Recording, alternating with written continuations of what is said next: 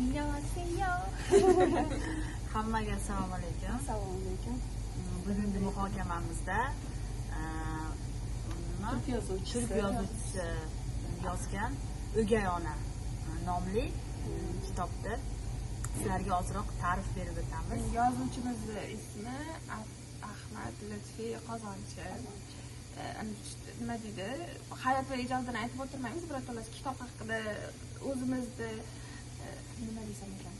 O'sha qanday fikrlarimizni, qayerda ta'sirlandik, qayerda endi kulgili joyini men ko'rmadim. To'g'ri, faqat ta'sirlangan joy juda ko'p bo'ldi. Ma'noli kitob o'qish tavsiya qilaman. Boshida O'gay ona deganda men juda qattiq qo'l ona o'z nomidan ko'rinib turibdi. O'gay ona bolalarini qiynab, oxirida meni hayolimda baribir kitobni boshdan o'qishdan oldin odam xayolida bir buncha kitobni boshdan oxirigacha sintez qilinadi-ku. Men o'yladim, demak oxirida ona o'zini qilmishlaridan pushaymon bo'lib bolalardan kechirim so'raydi. Shunday bo'ladi, kitobda bo'ladi. Lekin aslida juda ham boshqacha bo'lib ketdi. Kitob menga juda yoqdi. Shuning uchun bitta o'zimizda kechirmalarimizni, his-tuyg'ularimizni qanday qayerda ta'sirlandik, o'shalar haqida gapirib beramiz sizlarga. U qahramon, o'sha kitobdagi qahramon qiz endi o'gay onani yomon, ko'p o'gay onalarning yomonligini bilib turib, men o'gay ona bo'laman, lekin eng teskarisi bo'laman. O'sha o'gay onalarni nomini oqlab chiqaman degan bir ma'noda ham oldiga maqsad qo'yganda endi o'sha 19 yoshli qiz bo'ladi. U asli o'sha turmush qurishdan oldin shunaqa kichkina qiz ikkita farzandi bo'lishiga qaramasdan ikkita farzandi o'zi aslida eriga tegmagan, u bolalarni baqish uchun nima qilgan, boshini silash uchun shunaqa juda chiroyli qaror qabul qilgan bu qizimiz. Fatima bo'ladi bu qizchani ismi. 19 yoshli qiz bo'ladi. O'sha aytganingizdek ikkita anaqa farzandi bor erkakka turmushga chiqadi. Chiqishga rozilik beradi.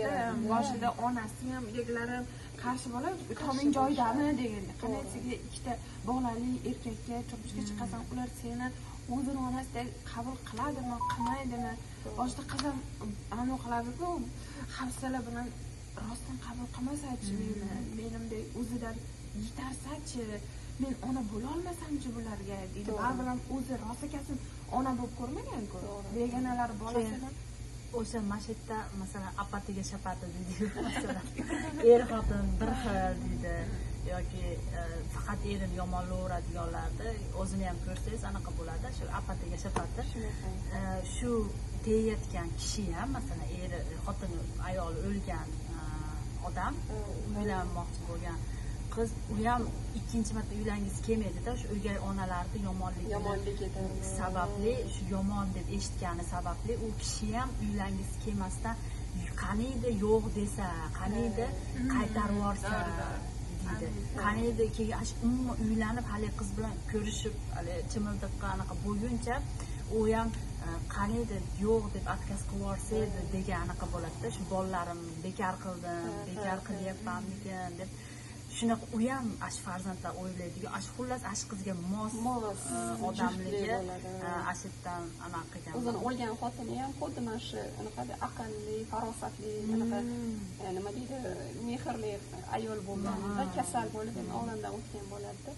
Menga o'sha qizchani 19 yoshli qizchani jasorati meni anaqa hayron qoldirgan, jasoratli qiz ekan.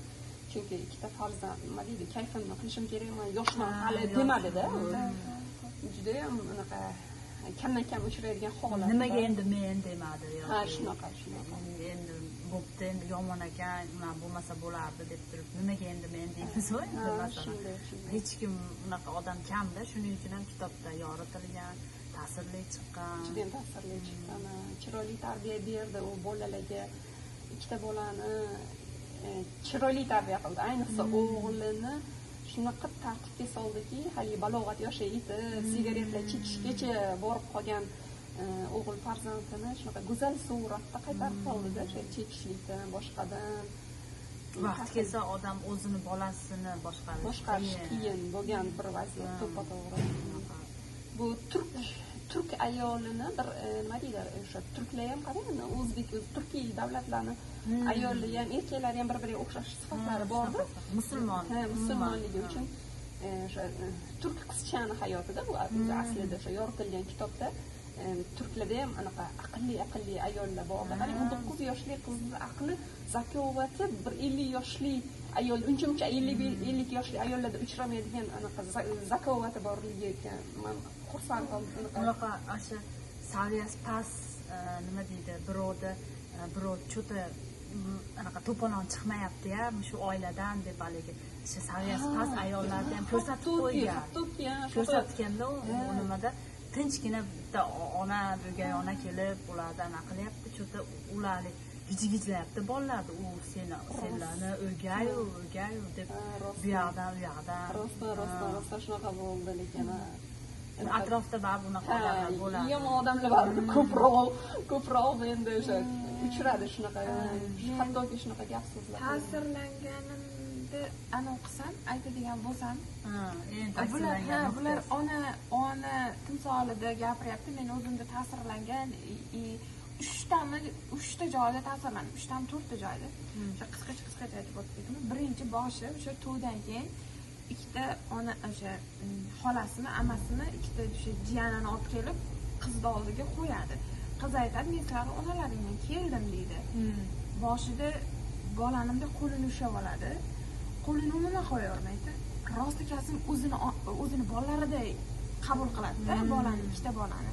Ikkita farzandimday qilib, boshida singlisi sal o'zini olib qochadi, keyin akasini desam sudrab olib keladi, mana ushla onamni qo'lini, mana onamni ko'r deganda yoniga olib kelganda, umuman keyin o'sha payti, o'sha moment bo'lgandan keyin siz aytgandek eri voy hozir o'gay onasi kelgan, unday bunday degan ming xil xayollar bilan uyga kelgan payt, hozir bolalarim xafa bo'lib o'tirgan bo'lsa kerak, hozir o'gay ona urganmi, yomon gap gapirgan bo'lsa-chi deb boshqacha xijil ko'ngil bilan kelayotgan vaqti anosidan, xolasidanmi, amasidan so'raydi. Kelin qanday ekan, bolalar qanday, yaxshi, borib o'zing ko'rchi deydi. Eshikdan oynasidan qaraganda ikkita bola o'sha onani, o'sha Fotimani qo'ynida o'tirgan bo'ladi-da. O'sha payti erining hamma xayoli birato'lasi tarqaladi-da.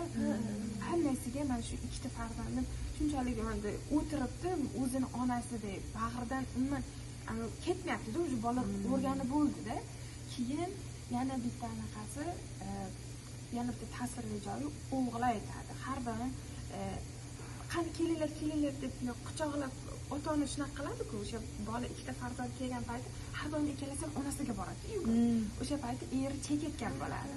Chekayotgan payti bolalar aytadi, otasi so'raydi, nimaga meni oldimga kelmadilaring deydi. Keyin ikkita bola aytadi, sizdan sassiq hid bor deydi, onamdan shirin hid keladi deydi. O'sha payt shunaqa boshqacha bo'lib ketdim. Chunki rostdanam-da onani hidi umuman boshqa-da, o'ziga yarasha hidi bor. Men ovqat qilaman, boshqa qilaman, lekin alohida qanday farzand uchun onani hidi bor-da, alohida. O'sha payt o'sha joyda shunchalik ta'sirlanib ketdim, ko'zlarimdan yosh chiqaydi degan yo'q. Shu mavzudan tashqari dadamiz bolalardan anaqa video ko'rib qopti, shunaqa bog'cha bolalarida seni dadangdan qanaqa hid keladi, seni dadangdan qanaqa hid keladi. Hammasi aytib beribdi. Uni ko'rgan ekan, kelib uydan so'rabdi, endi xo'jayin chekmaydi ham, ichmaydi ham. Kelgan anaqa nimani bittasi guldi hidi keladi debdi, bittasi ovqat hidi keladi deb ko'rdim. Asosda keyin lekin o'sha chekishini tashlashga anaqa qildi, majbur qildi. Shu anaqa bilan hatto shu hidini aytgandan keyin ham otasi qanaydir seskandida, baribir ham bolalarim ham bilar ekan meni almagim deb. Sekin baribir oilada atmosfera, o'sha muhit yaxshi bo'lsa, menimcha farzand ham, ota ham, ona ham hammasi asabi ham joyida bo'ladi. O'sha hayot tarzi ham, asosiy ayol kishi baribir erkak kishi glavniy bo'lgan taqdirda ham Bosh baribir bo'lgani bilan ayol oilasidagi bo'yiga kayfiyat o'sha ayolni kayfiyati bilan bog'liq. bo'ladi. Siz xursand bo'lib energiya bersiz, ular ham уже anaqa kirishib ana shunaqa energiya bilan xafa bo'lib charchagan, stressda bo'lsangiz hammasi bolalaringizga ham ta'sir qiladi. Bu bilan shu bitta ayol bitta oilani gullatib yuborishi mumkin yoki bitta oilani parokanda qilib yuborishi mumkin. Shuning uchun ayollarga mas'uliyat juda ham ko'p. To'g'ri. Keyin yana bitta joyi, ta'sirlangan joyim. Qo'shnisi sinfdoshi bor-ku, bolani sinfdoshi ham o'gay bo'ladi, onasi o'gay bo'ladi. Shunchalik o'qituvchilar hammasi, o'qituvchisi hammani turg'izadi-da, bunday aynan o'sha yetimni o'gay ona bilan o'saydigan bolani o'sha sinfdoshini turg'izib, nimaga kiyiming kir deydi-da, nimaga kiyimlari yirtilib bir ahvolda bo'lib maktabga kelyapsan, unday kelmaslik kerak, sen anosan o'quvchisan, toza bo'lib yurishing kerak degan payti uyalib ketadi sinfdosh, uyalib nima deyishini bilmay qiladi-da. Keyin hozir ota-onaga telefon qilaman deydi, o'sha paytda boshqacha boshida gapirmaydi-da, qilaman, aniq qilaman deb nastoyevать qilib bo'ldi deb qo'rqib boshlagandan keyin telefon qilmang, o'gay onam urishadi meni, unday deydi-da. Keyin o'sha sinfdoshi bilan uyiga boradi-da, keyin aytadi mana meni onam seni kiyimingni tikib beradi, yur bizni uyimizga deydi-da. Keyin o'sha ovqatlanib turgan paytda o'sha kiyimini yuvib, artib, tozalab qiladi. Keyin o'sha Fatima o'sha paytda ham masalan boshqa ayol bo'lganda balkim aytishi mumkindir, lekin buni ham men qilishim kerak deyishi mumkin edi-da. Lekin yo'q, mayli, shuni ham savobi menga tushsin, shuni ham ozgina bo'lsa ham xizmatini qilay, ikkita yetimni asradim, uchinchisi nima bo'pti degan pozitivniy fikr baribir ham odamni boshqacha qiladi-da, o'ylashga majbur qiladi. Hayotda faqatgina pul, mol, dunyodan bog'liq emas, o'sha tepadagi o'sha Xudoni beradigan vazifalarni bajarishimiz kerak. O'sha savob olish, nima desam ekan, o'zimizga yuklatilgan vazifalar hammasini bajarishimiz kerak. Xudo tomonidan, Alloh tomonidan. Shuning uchun o'sha tomonni keyin yana oxirgisi, eng oxirgisi, eng yaxshi ko'rganim xati. Bolani xati. Ketadi o'qishga, onasiga o'sha o'qishga ketishidan oldin onasi aytadi, men seni onang emasman deydi. Bola shokda bo'ladi. Qanisiga meni onam emassiz deydi. Qanisiga siz o'gaysiz deydi. O'sha paytda o'gay degan so'zni aytgandan o'sha sinfdoshini onasi xayolga keladi, boshqa onalar xayolga keladi. Nimaga boshqa o'gay onalar bilan sizni farqingiz katta deydi. O'zimda onamday qilganman deydi-da. Lekin har doim endi yoshi katta bo'lgan sari men onangni haqqiga duo qildim. Endi sen ham bilgin, o'sha o'zingni onangni, seni tuqqan onangni haqqiga duo qilgin. Men o'lib qolishim mumkin degan ma'noda aytgan bo'ladi-da o'zi. O'sha haqiqatni ochiqlaydi. 19 yoshga уже kirgan, yoshi katta, balog'atga yetganligi uchun уже tushunadigan holatga kelgandan keyin aytadi-da. O'sha paytda keyin onasiga xat yozadi. Siz baribir meni onamsiz, hech qachon bizga yetimligingizni bildirmagansiz deb shunday dildan, hozir hammasini esimda yo'q baribir ham xatida, lekin haqiqiy dildan chiqqan gaplar bo'lganda, shuning uchun bilmayman, qanaydir mana shunday mavzularda, mana shunday kitoblarda o'qisam, eshitsam boshqacha bo'lib ketaman. Ko'rgazur odamni rostdan miyasi bilmayman, qanaydir juda katta miqdorda kengayadi deb o'ylayman-da. Masalan, gapingiz bo'ldi. Savolda mana haligi qisqa metrajli kinolar, nima deydi, anaqalar ishlagan o'zbeklar o'zi ishlagan kinolar bor. Shularni umuman ko'rgilay kelib qoladi. Saviyasiz bo'lib qoladi, to'g'ri. Na u yerda emotsiya bor, na nimadir hamma tushuncha, ma'nolar pastligi bitta mana o'tgan kunlarda ham gapirdik-ku, o'sha o'tgan kunlarda ham uning kinosi ham bor-ku, lekin kitob boshqa, juda boshqa, 400 varaqdan oshiqda masalan. Lekin kinoda bilamiz, 2 soatlik kino. O'tgan ketgan, lekin kitobda har bitta gaplari, kitobda taassurotni hech qayerda ololmaydi. Kinoda bo'lmagan voqealar kitobda yozilganda, hammasi yozilgan.